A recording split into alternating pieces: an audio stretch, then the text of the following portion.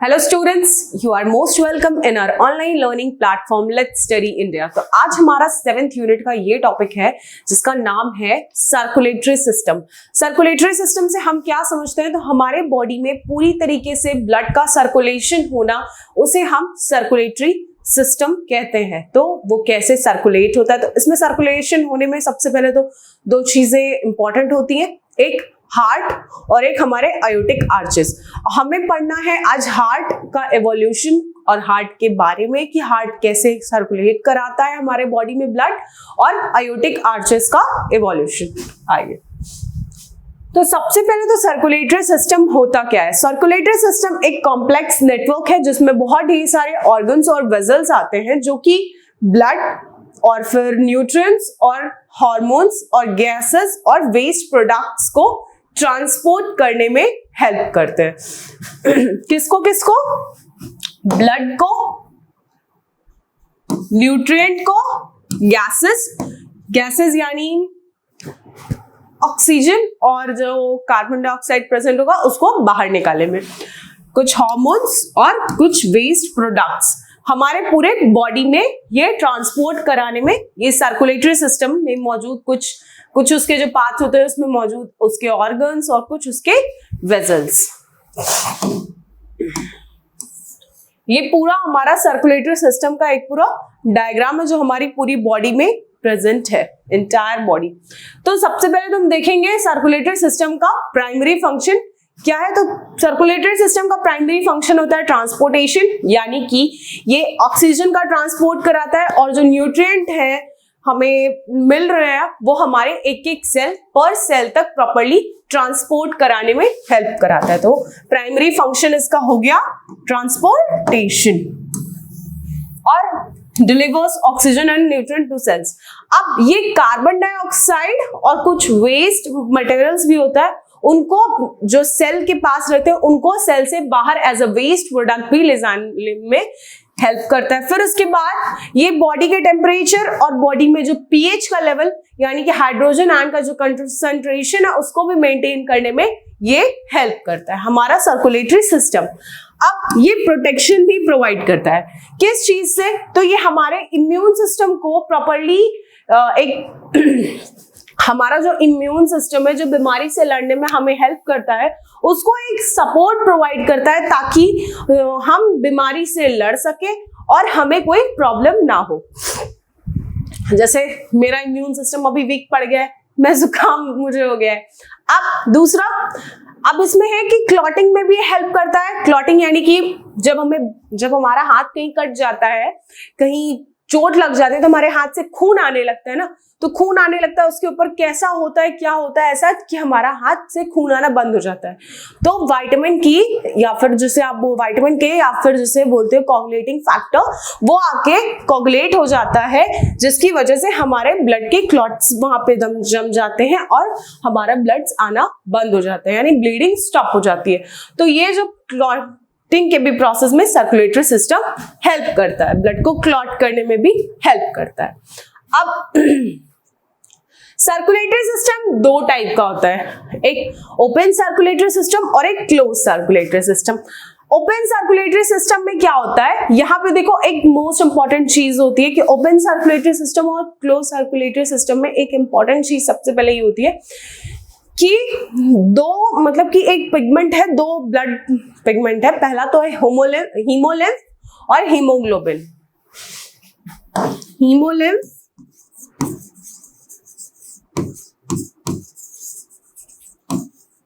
And haemoglobin.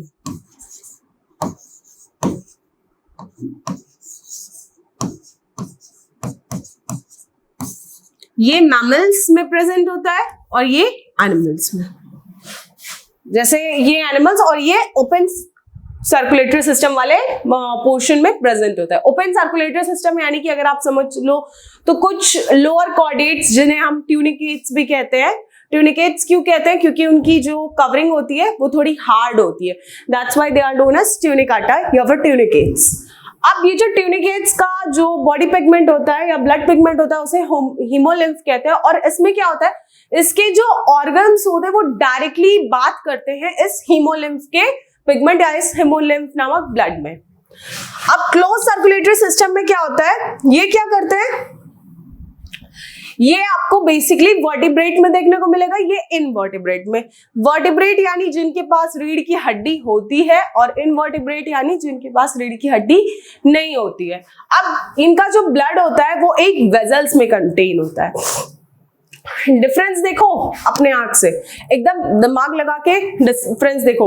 Open circulatory system में कौन आता है, ट्यूनिकेट्स आते हैं, लोअर नॉन कॉर्डेट्स आते हैं, वो लोग आते हैं जिनकी रीढ़ की हड्डी नहीं होती है, और इनके में हीमोलिम्फ पिगमेंट प्रेजेंट होता है। इनके पास वेजल्स नहीं होते हैं, इनके जो ऑर्गन्स होते हैं वो डायरेक्टली हीमोलिम्फ में बात किए हुए रहते हैं।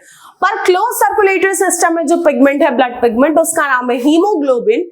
और यहाँ पे वर्टिब्रेट्स यानी इनकी रीढ़ की हड्डी प्रेजेंट होती है, वर्टिब्रेटा होते हैं ये, और इनमें ये प्रेजेंट होता है। और इनके साथ एक और चीज होती है कि इनके जो ऑर्गन्स या फिर इनके जो ब्लड होते हैं वो कहाँ पे प्रेजेंट होता है, वेजल्स, एक पाइप होती है जिसका नाम वेजल होता है, उसमें इनके ब्लड प्रेजेंट होते हैं, उसके थ्रू इनके ऑर्गन्स प्रॉपरली डायरेक्टली बात किए रहते हैं। अब सर्कुलेटरी सिस्टम के कुछ कंपोनेंट्स की बात करते हैं, तो सबसे पहला सर्कुलेटरी सिस्टम का कंपोनेंट है हार्ट। हार्ट जो कि मेन पंपिंग ऑर्गन है, मेन पंपिंग यानी ये पंप होता है तभी हम सांस ले पाते हैं, तभी हमारा ब्लड प्यूरिफाई होता है, ये मेन पंपिंग ऑर्गन है। और इसका जो स्ट्रक्चर है डिफरेंट डिफरेंट ग्रुप्स के अकॉर्डिंग चेंज होता रहता है। ब्लड वेजल्स 3 पार्ट्स के में होते हैं, आर्टरीज, वेन्स और कैपिलरीज। ब्लड वेजल्स के 3 पार्ट्स होते हैं, आर्टरीज, वेन्स एंड कैपिलरीज। देखो आर्टरीज ये ब्लड को हार्ट से दूर ले जाता है, वेन्स ये ब्लड को हार्ट के पास वापस लेके आता है, कैपिलरीज ये एक ऐसी जगह है जहां पे गैस और न्यूट्रिएंट का एक्सचेंज होता है।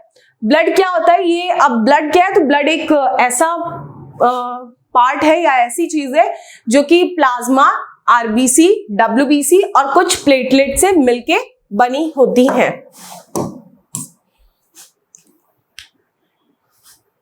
क्या क्या होता है, आर्टरीज क्या है हमारा, आर्टरीज हमारा ब्लड को, जो कि डीऑक्सीजनेटेड ब्लड है, वो डीऑक्सीजनेटेड ब्लड था, हार्ट में आया, कौन लेके आया हार्ट में, वेन्स लेके आई। जब डीऑक्सीजनेटेड ब्लड हार्ट में आया तो उसको प्यूरिफाई करके कौन पूरे बॉडी में सर्कुलेट कराया, तो आर्टरी सर्कुलेट कराए। ये सर्कुलेशन का हो गया। अब न्यूट्रिएंट और गैस का एक्सचेंज कौन करा रहा है, कैपिलरीज। अब ब्लड है क्या, तो ब्लड एक ऐसा चीज है जो कि प्लाज्मा और फिर आरबीसी, डब्ल्यूबीसी और कुछ प्लेटलेट यानी बहुत ढेर सारे प्लेटलेट से मिलके बनाते हैं। यही जो प्लेटलेट कम हो जाते हैं हमारे बॉडी में तो हमें डेंगू, मलेरिया या फिर फीवर होने के चांसेस बढ़ जाते हैं। अब जो सर्कुलेटरी सिस्टम है उसके 2 टाइप के पाथवे होते हैं, सिंगल सर्कुलेशन और डबल सर्कुलेशन। डबल सर्कुलेशन हम जानते हैं ह्यूमंस में, मैमल्स में हम नॉर्मली देखते हैं कि डबल सर्कुलेशन होता है। डबल सर्कुलेशन यानी कि ब्लड 2 बार हार्ट से पास हो रहा है, और सिंगल सर्कुलेशन यानी कि ब्लड एक ही बार आ रहा है। तो कैसे, हार्ट पहले जो ब्लड है वो हार्ट में जाएगा, फिर गिल, फिर बॉडी, फिर हार्ट, बस ये एक सिंगल है। पहले ऐसे भी समझ सकते हो, पहले ब्लड गिल्स से पे आया, गिल्स में था, उसके बाद बॉडी, फिर हार्ट, ये सिंगल है सर्कुलेशन। इसमें क्या होता है, ब्लड केवल और केवल एक ही बार हार्ट पे या फिर हार्ट में केवल एक ही बार ब्लड आता है, और ये होता किसमें, फिशेस में ये होता है। यहाँ पे देखो सिंगल सर्कुलेशन है, ये डबल सर्कुलेशन है। सिंगल सर्कुलेशन में यहाँ पे गिल कैपिलरीज है, ये हार्ट है, और ये कुछ उसकी अदर कैपिलरीज है। यहाँ से देखो हार्ट आ रहा है, ये गिल में गया, गिल के बाद फिर उसकी कैपिलरीज और फिर उसकी बॉडी में आके फिर से हार्ट में आ गया। यहाँ पे कोई और या फिर लंग वगैरह कुछ भी नहीं है, इसी वजह से हार्ट केवल एक ही बार सर्कुलेट हो रहा है। पर यहाँ पे अगर दूसरा देखो क्या है, दूसरा हमारा डबल सर्कुलेशन, पहले हार्ट में आया, हार्ट के बाद फिर लंग कैपिलरीज, उसके बाद फिर पूरी बॉडी, फिर दोबारा हार्ट में आता है वो जो डीऑक्सीजनेटेड ब्लड है उसको ऑक्सीजनेट करने के लिए। अब डबल सर्कुलेशन तो हमारे एम्फीबियंस यानी जो डुअल लाइफ जीते हैं, जिनको हम जो डुअल लाइफ जीते हैं जैसे एम्फीबियंस में हो गए हमारे फ्रॉग, टोड्स, और फिर रेप्टाइल्स, स्नेक, वार्म ब्लडेड होते हैं मैमल्स। ये क्या, सॉरी, रेप्टाइल्स हमारे कोल्ड ब्लडेड होते हैं।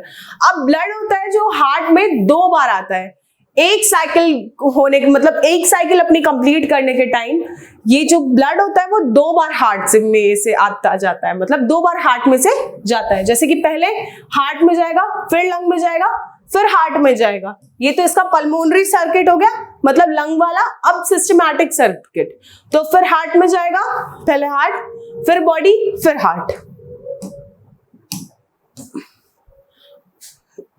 अब इसका सर्कुलेशन हार्ट का डिफरेंट डिफरेंट क्लासेस के अकॉर्डिंग है, डिफरेंट डिफरेंट कोऑर्डिनेट्स में डिफरेंट डिफरेंट क्लासेस के अकॉर्डिंग हम देखेंगे। तो फिश में कैसा था, फिश में कैसा था, तो फिश में सिंगल सर्किट था, मतलब सिंगल सर्कुलेशन था, और गिल्स थे, गैस एक्सचेंज के लिए गिल्स यूज किए जाते थे। फिर एम्फीबियंस में 3 चैम्बर्ड, फिश में 2 चैम्बर्ड हार्ट है, 2 चैम्बर्ड हार्ट। एम्फीबियंस क्या होता है, 3 चैम्बर्ड हार्ट होता है, और यहाँ पे जो ब्लड होता है उसकी मिक्सिंग हो जाती है, यानी डीऑक्सीजनेटेड ऑक्सीजनेटेड की मिक्सिंग हो जाती है। फिर रेप्टाइल्स ये पार्शियली डिवाइडेड होते हैं, वेंट्रिकल्स होते हैं इनके पार्शियली डिवाइडेड होते हैं, और इनकी जो एफिशिएंसी होती है थोड़ी सी इंप्रूव्ड होती है। मैमल्स जो होते हैं सबसे बेस्ट होते हैं, और इनका जो सर्कुलेटरी सिस्टम है बहुत ही कॉम्प्लेक्स स्ट्रक्चर है, क्योंकि ये 4 चैम्बर्ड होते हैं, इनके पास 2 वेंट्रिकल 2 ऑरिकल प्रेजेंट होते हैं, और सबके में पार्शियली डिवाइडेड यानी कि प्रॉपर्ली डिवीजन भी प्रेजेंट होता है, जिसे हम सेप्टा कहते हैं या सेप्टम कहते हैं। 4 चैम्बर्ड हार्ट और complete separation of oxygenated and deoxygenated blood. यहाँ पे मैमल्स या फिर एव्स में, जिन्हें हम चिड़िया कहते हैं, बर्ड्स, उनमें जो डीऑक्सीजनेटेड ब्लड यानी कि डीऑक्सीजनेटेड ब्लड यानी वो ब्लड जिसमें ऑक्सीजन प्रेजेंट नहीं है, जिसमें कार्बन डाइऑक्साइड प्रेजेंट है, वो ब्लड भी का, और ऑक्सीजनेटेड ब्लड जिसमें कि ऑक्सीजन प्रेजेंट है, उन दोनों का प्रॉपर सेपरेशन रहता है, ताकि वो मिक्स ना हो सके एम्फीबियंस की तरह, क्योंकि एम्फीबियंस में मिक्स हो जाते हैं ब्लड। अब इनका इवोल्यूशनरी ट्रेंड देखें तो इनका transition open to closed system में जाता रहता है। अब ये अपनी कॉम्प्लेक्सिटी को इंक्रीज करते जाते हैं इनके मेटाबॉलिक डिमांड्स के अकॉर्डिंग और इनके एक्टिविटी के लेवल्स के अकॉर्डिंग। अब इनका अलग अलग डाइवर्स या फिर समझो इनके परिस्थिति के थोड़ा सा विपरीत जो इनका एनवायरनमेंट होता है उसमें रहने में, अडॉप्ट करने में ये जो इनका सर्कुलेशन है इनको हेल्प करता है। अब बात करते हैं हम हार्ट के स्ट्रक्चर और हार्ट का जो इवोल्यूशन है उसकी बात करते हैं। इवोल्यूशन डिफरेंट फाइलम या डिफरेंट क्लासेस में। तो सबसे पहले हम हार्ट का बेसिक स्ट्रक्चर देख लेते हैं। तो हार्ट का बेसिक स्ट्रक्चर क्या होता है, 4 चैम्बर्स हार्ट में प्रेजेंट होते हैं, वो हमारे मैमल्स और बर्ड्स में देखने को मिलते हैं। 2 ऑरिकल 2 वेंट्रिकल, या फिर इसे आप एट्रिया भी बोल सकते हो। अब जो वॉल्व्स होती है वो मतलब कि इंश्योर करते हैं कि ब्लड जो हो वो 1 वे फ्लो, ब्लड का फ्लो हो, वो मिक्स ना हो सके। अब फंक्शन क्या होता है इसका, इस स्ट्रक्चर का फंक्शन क्या होता है हार्ट का, तो ये जो ऑक्सीजनेटेड ब्लड होता है वो ब्लड जिसमें ऑक्सीजन प्रेजेंट होता है उसको पूरी बॉडी में ट्रांसपोर्ट कराना या पंप करना और डीऑक्सीजनेटेड ब्लड को लंग्स के पास ले जाना।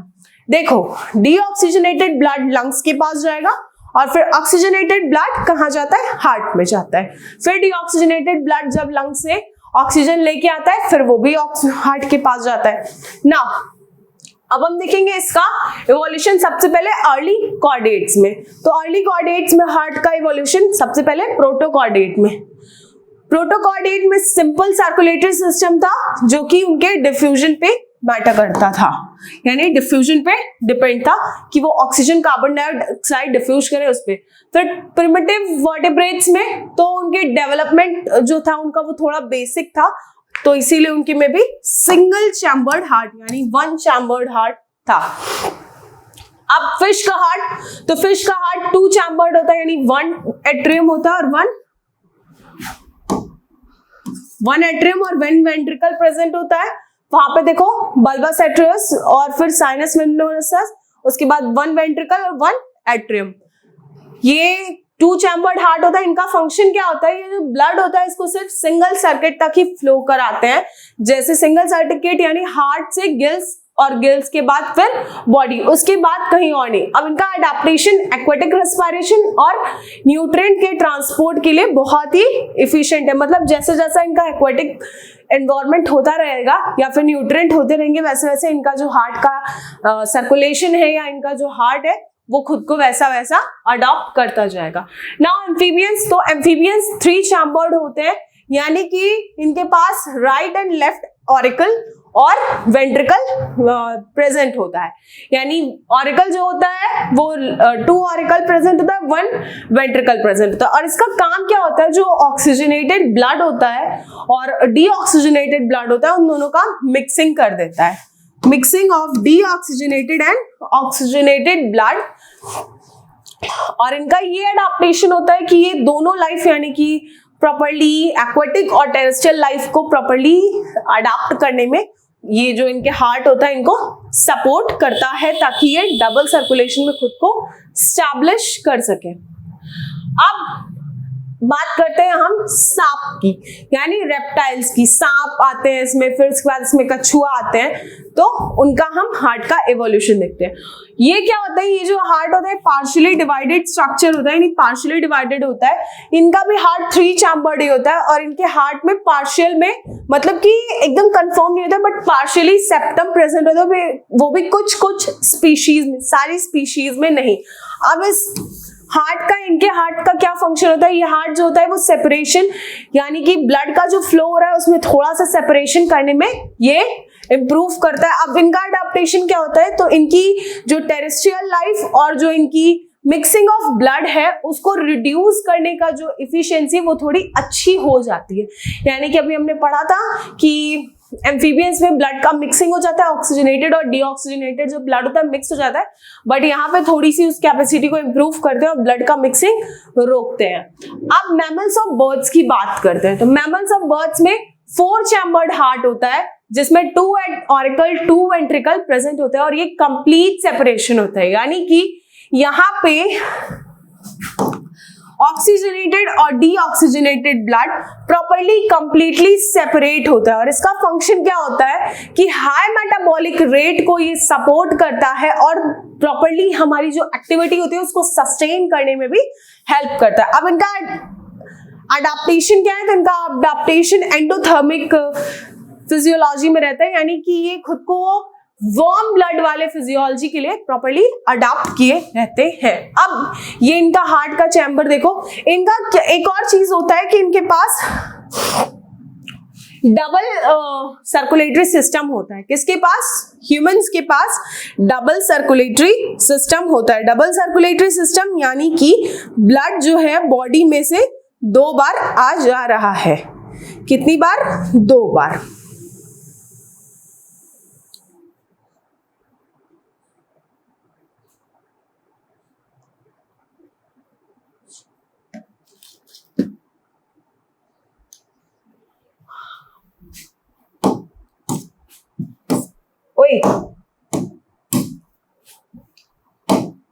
Double circulatory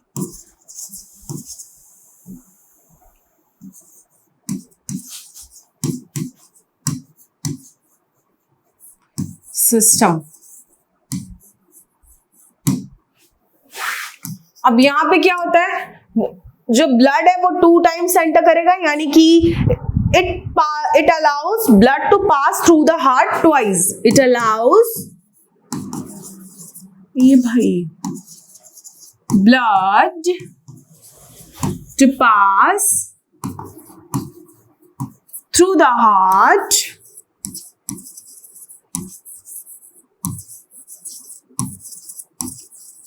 twice. Video stop करके रोक रोक के लिखते रहो ताकि आप लोगों को प्रॉब्लम ना हो।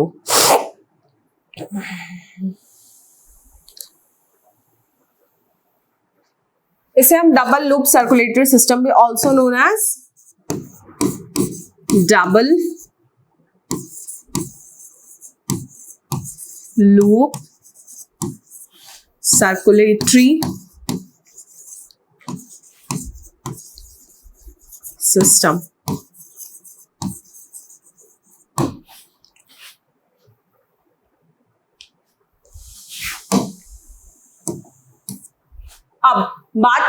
हमारा हार्ट तो हो गया कि हमारा हार्ट फिशेस में हमारा 2 चैम्बर्ड था, फिर उसके बाद एम्फीबियंस और रेप्टाइल्स में 3 चैम्बर्ड था। बट एम्फीबियंस में क्या था हार्ट का कि एम्फीबियंस में ब्लड की ऑक्सीजनेटेड और डीऑक्सीजनेटेड ब्लड की प्रॉपर मिक्सिंग हो रही थी। बट ये जो रेप्टाइल्स आए तो रेप्टाइल्स में मिक्सिंग नहीं हो रही थी, वो मिक्सिंग को पूरा रिड्यूस करते हैं क्योंकि उनके पास पार्शियली सेप्टा प्रेजेंट थे।